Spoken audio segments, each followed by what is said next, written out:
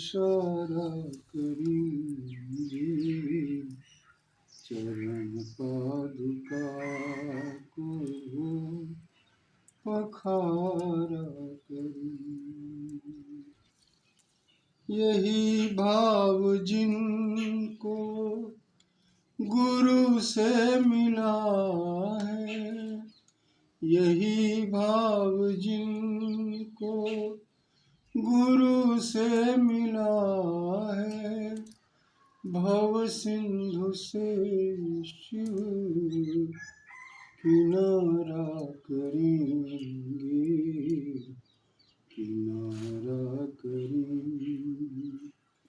चरण पादुका को पखारा करेंगे, पखारा करेंगे।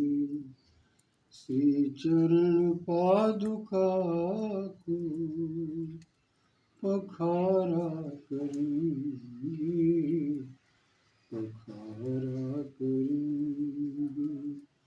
जब तक रहेगी आँखों में ज्योति, जब तक रहेगी आँखों में ज्योति, परम प्रेम मूर्ति निहारा करेंगे, निहारा करेंगे। चरण पादुका को पखारा करेंगे, पखारा करेंगे। जैसा कि सर्वविदित है, श्री चरण पादुका की महिमा रामचरितमानस में भी बहुत ही विशद व्यापक ढंग से की गई है।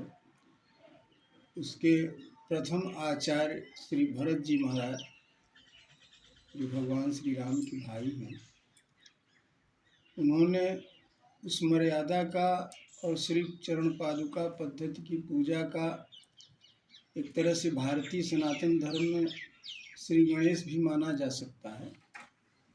वैसे तो यह परंपरा भगवान शिव से है, शुरू हुई, लेकिन सांसारिक जगत, व्यवहारिक जगत और सामाजिक आध्यात्मिक दृष्टि से भारत की धरती पर इसके प्रथम आचार्य श्री भरत जी महाराज को कहा जाए तो कोई अतिशयोक्ति नहीं होगी।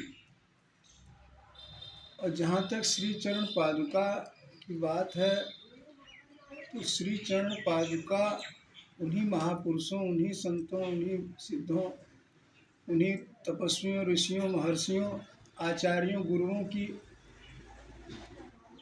श्री चरण पादुका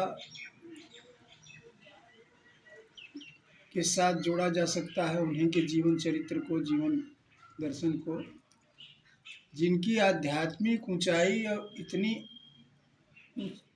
सर्वोच्च शिखर पर पहुंच चुकी हो कि चरण पादुका का सामान्य जगत में अर्थ सिर्फ पाँव की खड़ाऊं से लिया जाता है, लेकिन उतना तक ही सीमित नहीं है, ये अपराध हो जाएगा कहना खड़ाऊं तक ही। श्री चरण पादुका का अर्थ ये होता है कि उनके उस महापुरुष अपने पाँव में जब धारण करते हैं, उस पर उनका पाँव पड़ता है तो वह एक प्रकार से विमान हो जाता है, और उनकी इच्छा शक्ति के अनुसार वो जब जहाँ जाना चाहें वो पादुका विमान के रूप में होकर के उनको वहाँ ले जाकर अवस्थित करा देती है। और ऐसी ही चरण पादुकाएं पूजी गई हैं। और उस चरण पादुकाओं का निर्माण इस धरती के लोहार नहीं करते हैं कि कोई लकड़ी की खड़ाऊं से बनाई जाए, वो आकाश मार्ग से उनके संकल्प सिद्धि पर अवतरित होती है धरती पर। ठीक उसी प्रकार से कि जैसे सुदामा जी भगवान श्री कृष्ण का दर्शन किए और दर्शन करके लौटे तो उनको लगा कि हमें कुछ नहीं मिला, लेकिन वहाँ घर पहुँचते हैं तो वहाँ राजमहल, पूरा गांव ही बदला हुआ नजर आता है, सुदामा पूरी नजर आती है। तो भगवान कृष्ण के संकल्प शक्ति का परिणाम था।